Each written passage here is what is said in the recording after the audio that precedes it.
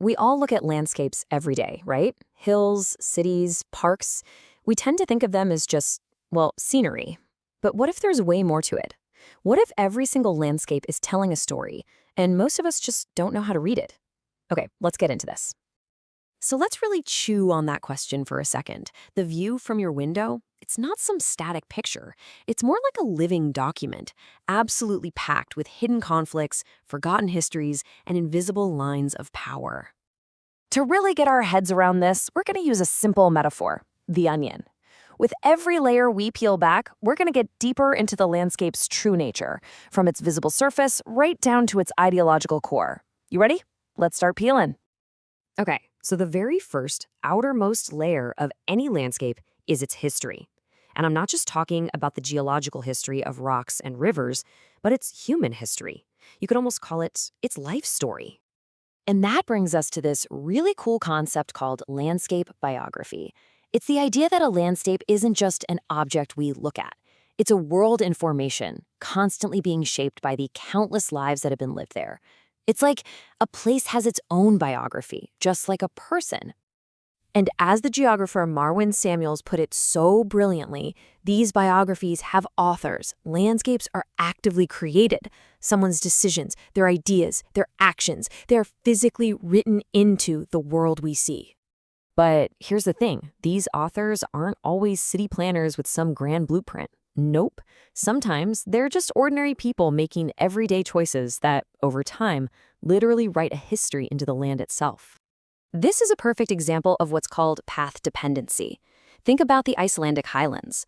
The author of a new road wasn't some engineer in an office. It was the first Jeep driver who decided to cut some tracks in the mud. Then others followed, digging that path a little deeper. Fast forward a few decades, and that one simple act dictates where the official road gets built. The past literally paves the way for the future.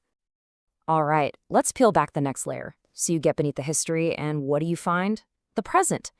And the present, well, it's often a battleground of competing values. It's a place where different ideas about what a landscape should be are in constant conflict. And this is where you see this huge gap between the dream and the reality. On one hand, you've got the ideal, right? A community coming together with a shared vision for their space. But on the other hand, you've got the reality, a process that's usually dominated by experts who see the world through maps and data and models, not through lived experience. This kicks off what you could call a vicious cycle, because experts often have this visual bias. They prioritize what they can physically see and measure.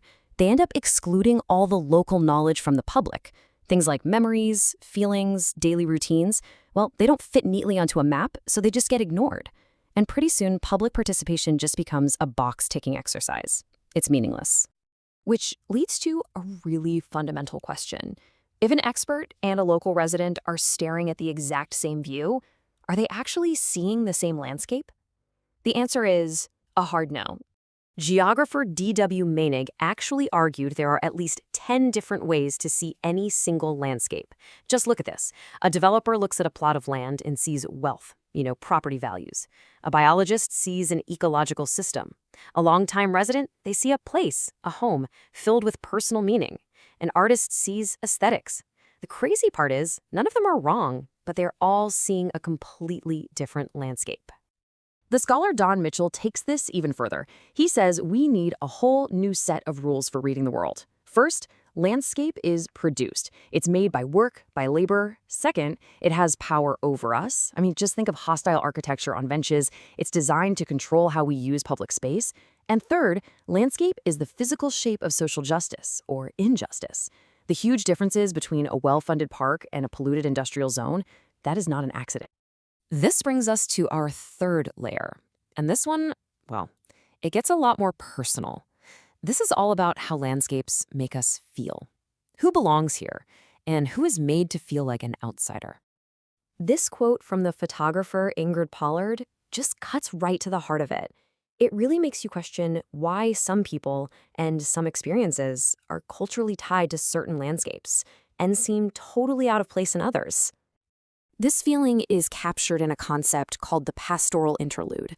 It's the idea that some landscapes, like that idyllic rolling countryside, are culturally coded as belonging to certain groups, in this case as being inherently white. So for a person of color, being in that space isn't necessarily peaceful. It can be filled with a sense of unease, of being watched, of simply not belonging. And that's because our identity is tied not just to who we are, but to where we feel we belong. So when planners see a landscape as just a physical space, and they ignore these deep cultural and social codes, they risk designing places that, without even meaning to, exclude entire communities. Okay, here we are. We're about to peel back the final layer to the very core of the onion. This is all about memory. But maybe more importantly, it's about what we choose to remember and what we choose to forget. So first, we have to get this critical distinction straight. History is the past. It's everything that happened. But heritage? According to the scholar Gregory Ashworth, heritage is not the past. It's a product of the present. It's a collection of stories and artifacts from the past that we decide are useful for us today. And we use heritage for really specific reasons, right? To build national identity, to fuel tourism, to brand a city to attract investment, or to transform an old industrial zone into a cool, trendy neighborhood. The bottom line is, heritage is a tool. But here is the real kicker. Every single time we choose to remember something, to build a monument to it, to turn it into heritage, we are also, by definition, choosing to forget something else. The act of memorializing is also an act of erasing. I mean, think about it this way. We build a memorial to the great man who designed a beautiful plantation house. We celebrate his genius. But in doing that, we make the story of the enslaved people whose labor actually built that house completely invisible. The heritage completely hides the history. So we've reached the core. We've peeled back all the layers. The life story that's written on the land, the power struggles happening right now, the deep feelings of belonging or exclusion, and the selective memories we choose to preserve. But here's the thing. These layers aren't separate. They all exist, all at once, in every single landscape you see. So the next time you look out your window, I want you to try and see past just the scenery. Try to see the authors, the conflicts, the memories, and the forgotten stories. What biography has been written on your world, and whose story has been left out?